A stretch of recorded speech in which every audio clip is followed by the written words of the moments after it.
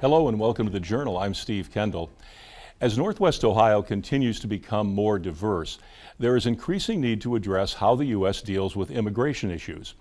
A coalition concerned about this recently met to ask our elected officials to cease anti-immigration rhetoric and focus on solutions. Joining us in the first segment are Beatriz Maya from Conexión and also Farhana Habib from the Northwest Ohio Immigrants Network. So welcome both of you to Journal today. And I know that let's talk a little about, first of all, both of your organizations. Beatriz, La Conexión, talk about what that organization is, then Farhana will talk with you about the Northwest Immigrants Network. Mm-hmm. Well, thank you for having us here, Steve.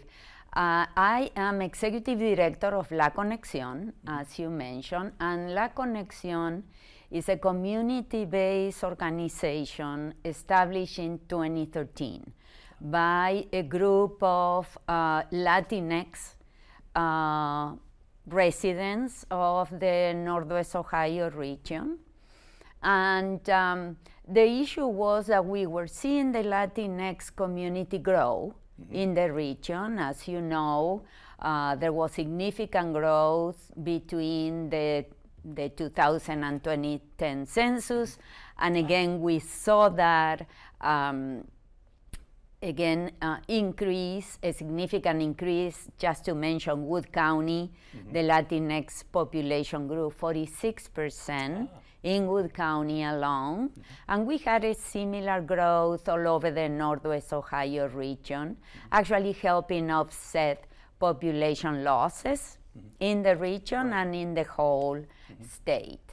But as we were seeing the population increase, we were seeing that there was no organization actually organizing the community, providing a voice, a representation, and actually fighting for the issues that we care about.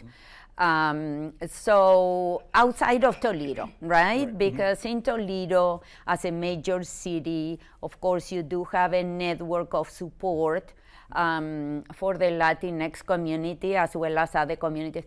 But the minute you leave Toledo and all the way to Dayton, and west and east, there was nothing, right? So that's what we were set to do, to establish this organization. And we work mainly with the low-income Latinx community and recent immigrants of any nationality, because actually all of our programs are open to newcomers of any nationality, right?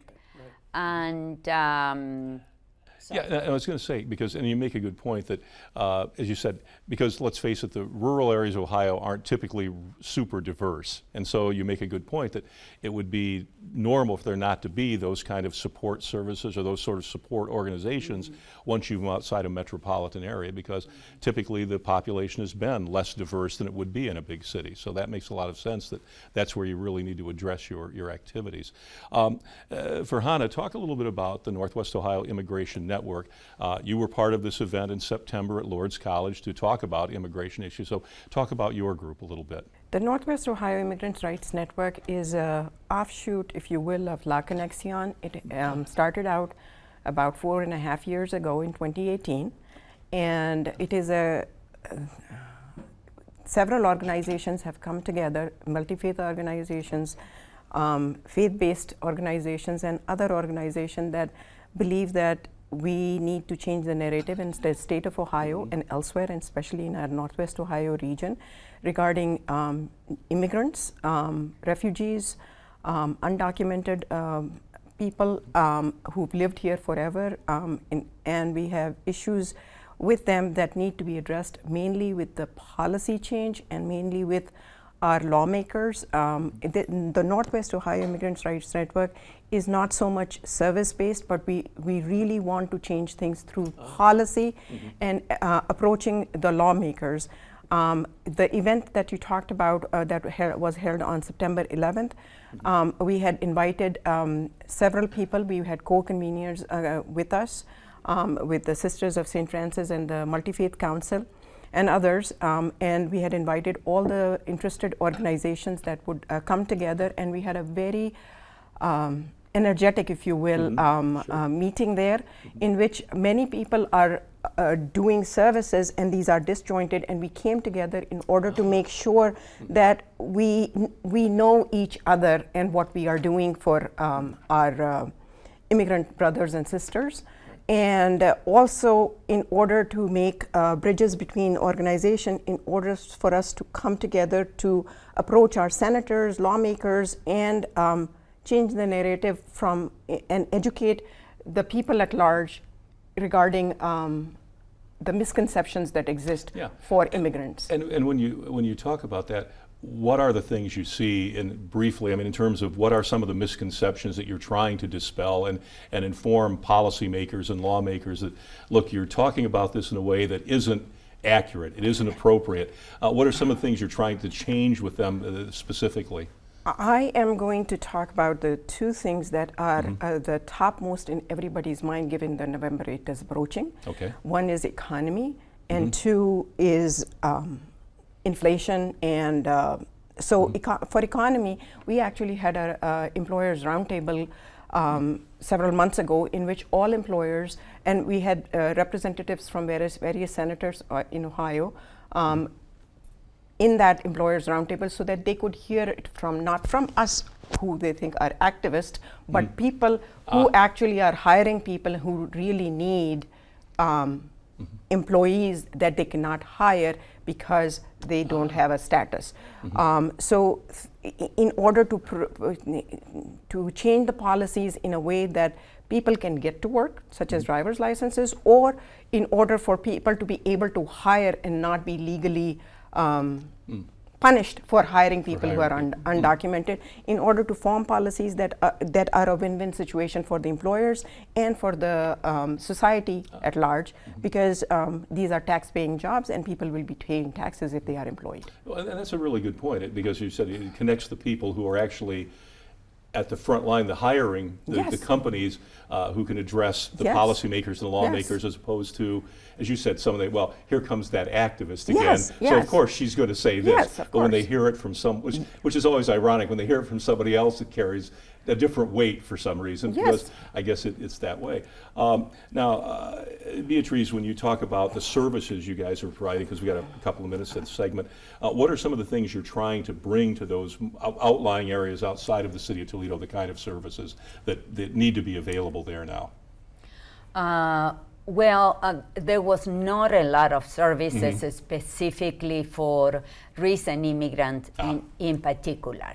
For instance, we have a pretty severe issue with lack of interpretation at main agencies and hospitals, and so that is changing little by little thanks to the advocacy by La Conexión and other organizations as well. But language access is a pretty serious problem, and there is a lot of work that needs to get done still in that particular area, right?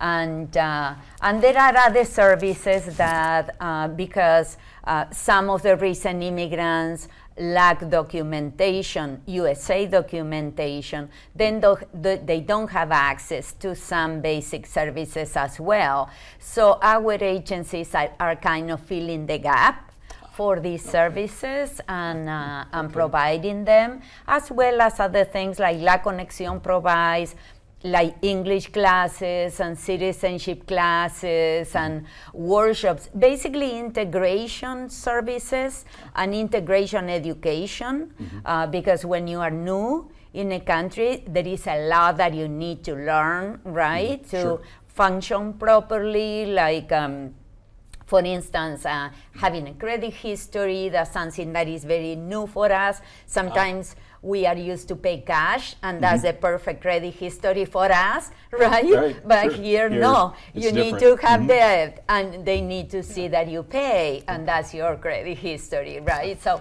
we do a lot of workshops like that, integration, educational workshops. Well, when we come back, because we're gonna have obviously some other folks on too who are part of this organization, this meeting you had on September 11th, and we can talk more about the services too. But Farhana, thank you so much for for coming on and Thank talking you so about much the for North. having us. Sure, and anytime you guys are doing something like that, feel free to get in touch. So yeah, thank you. We'll be back in just a moment here on The Journal. Back in just a second. Thank you for staying with us here on The Journal. We have guests from a group of organizations that got together to talk about immigration issues and to try and change the narrative on how we talk about immigration in Northwest Ohio. And we're joined in this segment by Moja Kamala from the coordinator of Welcome BG, part of the Welcome Committee there, and also Jennifer Vasquez from the Multi-Faith Council of Northwest Ohio. Thank you for being here.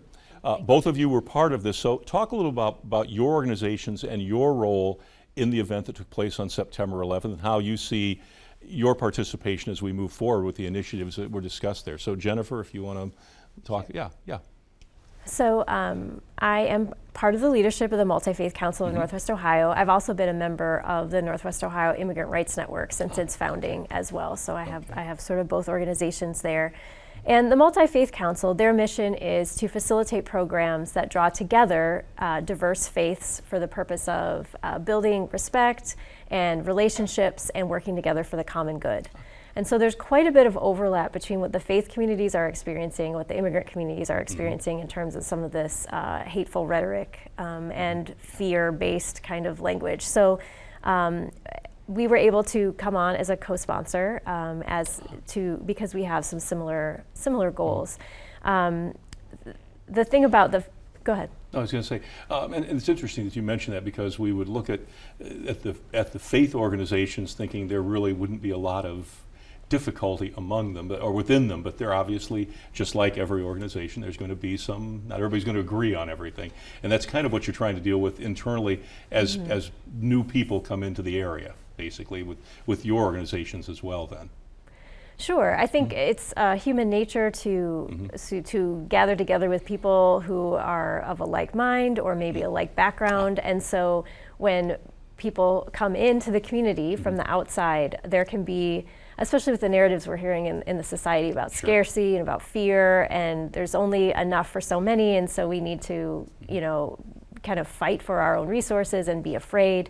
So the faith communities, really all of the major world religions, have a different narrative that has to do more with abundance and hospitality and radical welcome and the inherent worth of every single person. And so those are sort of the values that the Multi-Faith Council brings to the conversation to try to get over some of that political divide. Sure. And from your point, Moja, your role in this and your organization's role? We are Welcome BG, and Welcome BG falls under a lot of welcoming initiatives throughout not only in Ohio, nationwide, and now actually internationally, and we're under the umbrella of Welcoming America. And they all came to recognize the need.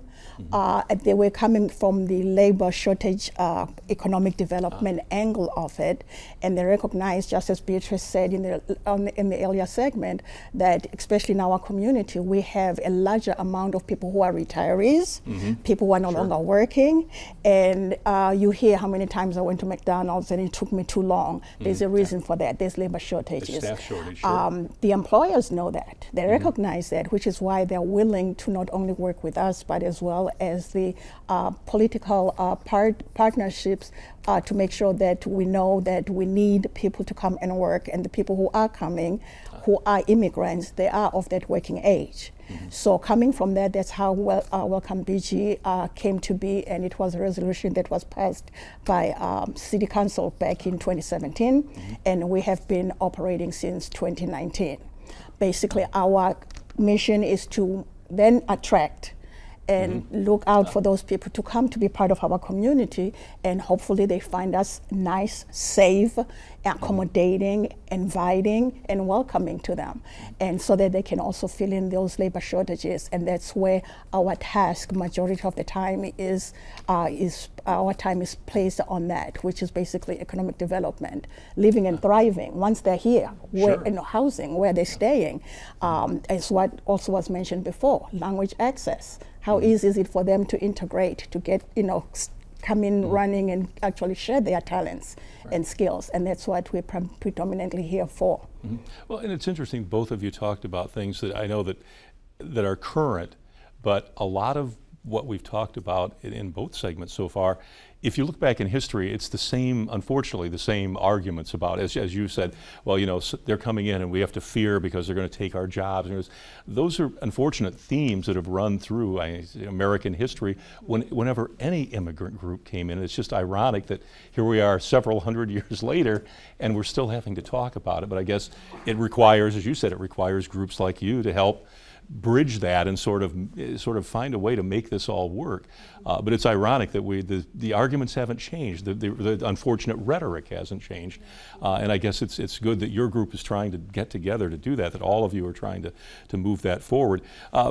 When you look at the progress, when you talk with I know in the first segment we talked about policymakers, when you have a chance to talk with them, if you do, what's their response? How do they react when you describe, as you said, the economic situation, the trying to make people feel welcome situation? How do they react to that? Do they say the right things? Do they do the right things or not? I don't want to put you on the spot, but do you get the reaction you hope to get, at least maybe move the bar a little bit in the right direction? I would think if we got the reaction or the responses that we are hoping for, we wouldn't be sitting here. Okay. Yeah. But unfortunately, and I know the efforts, not just my organization, but Northwest Ohio Immigrant, we've tried to have those round tables where we actually want to invite them to sit down, as they said, not just to hear from us, but from the employers that are impacted every single day.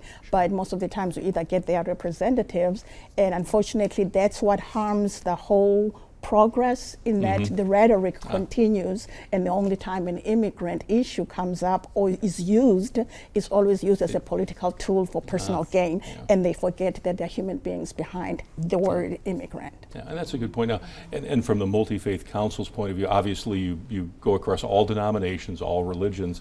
When you sit down and talk with the various people there too, it's a challenge for everybody, obviously, because everybody's trying to figure this out. And I say, unfortunately, we've been trying to figure it out for 300 years, it seems. Do you get the kind of movement there you'd like to have too when you talk with other people in other denominations, when you get together? Are you able to come to some sort of policy agreement to some degree of here's where we're going to try and here's what we're going to try and do, or is that still a struggle a little bit? I think as the council, we're just sort of an umbrella organization, the Multi-Faith Council, so we don't have our own policy statements, but each of the individual member groups does have their own policies. Together, we try to be a force for good in the community, and that does vary. People have differences of opinion about the exact way to do things, but the Multi-Faith Council has been part of a lot of the compassionate city initiatives. Right. Toledo is a compassionate city, and that was in large part due to the Multi-Faith Council and their work with some partners.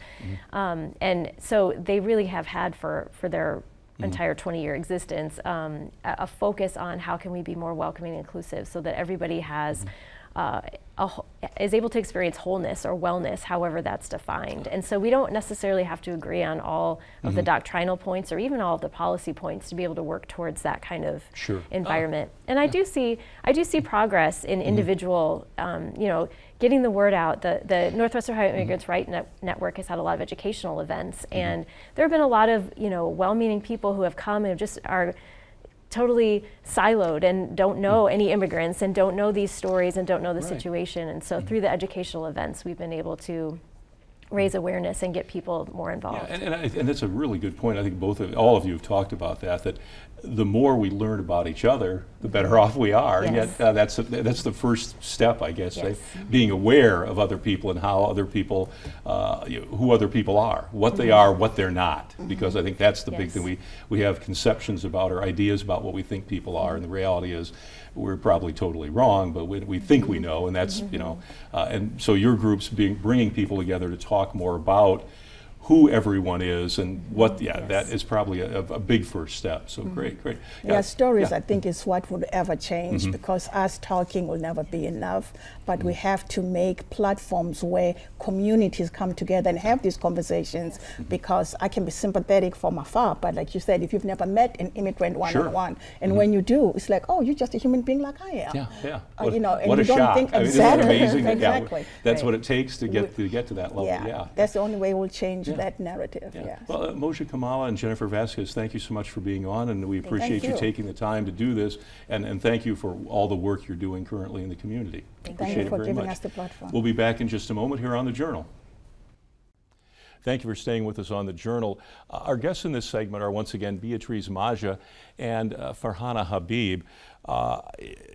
We talked a little bit about the meeting you had, the organizations all got together on September 11th. Talk a little bit about the outcomes of that particular get-together.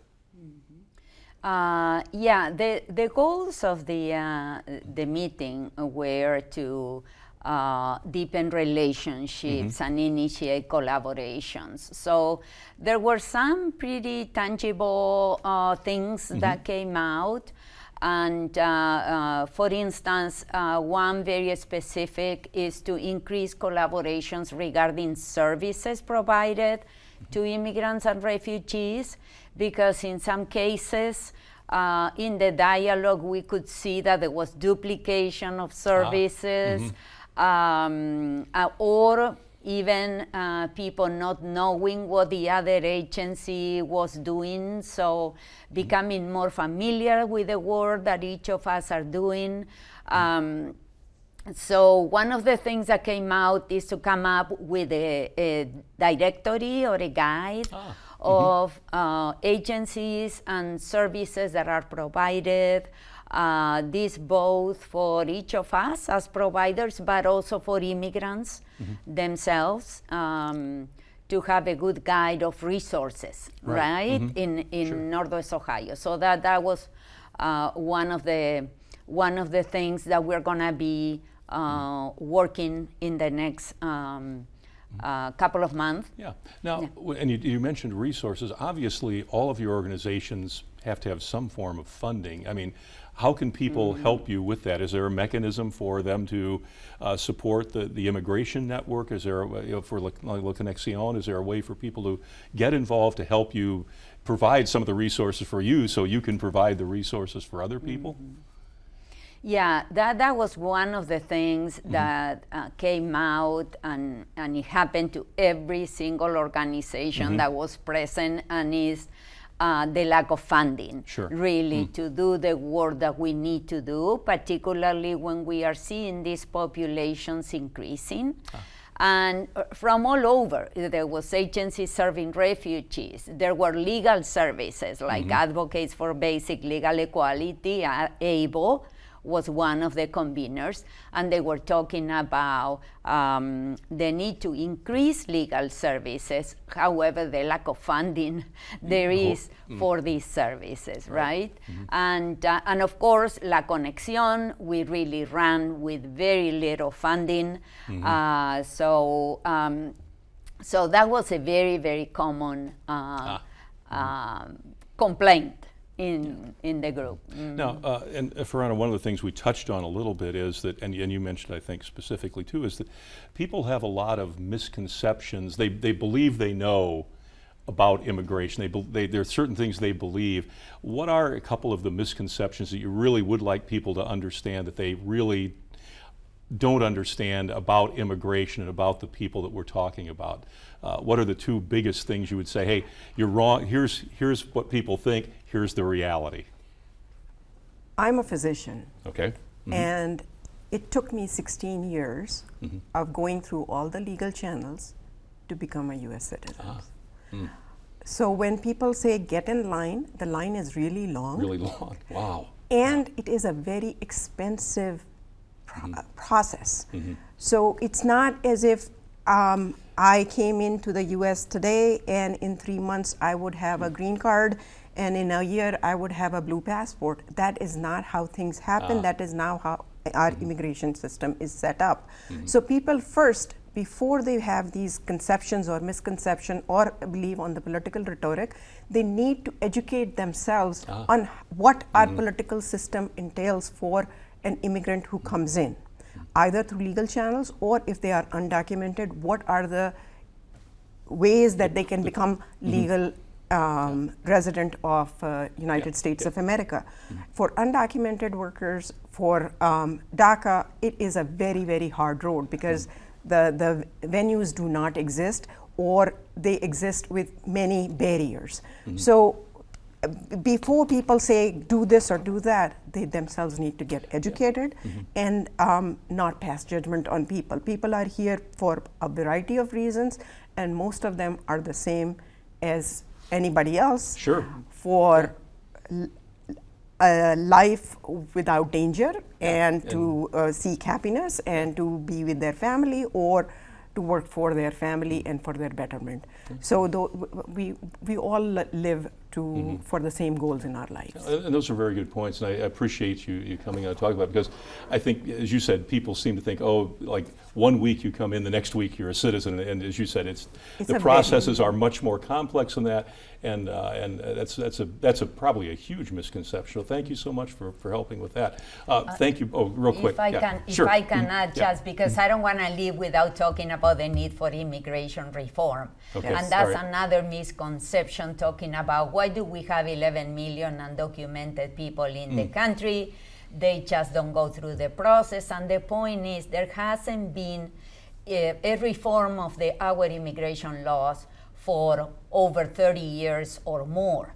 So the point is, there have been dramatic demographic changes. Our population is aging, and dramatic economic changes. We need workers, right? So this is what is bringing these workers here.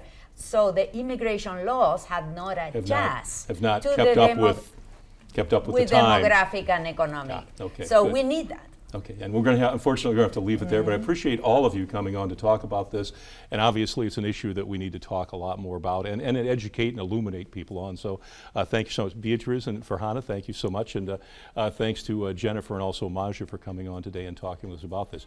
You can check us out at WBGU.org, and of course you can watch us every Thursday night at 8 o'clock on WBGU PBS. We will see you again next time. Good night and good luck.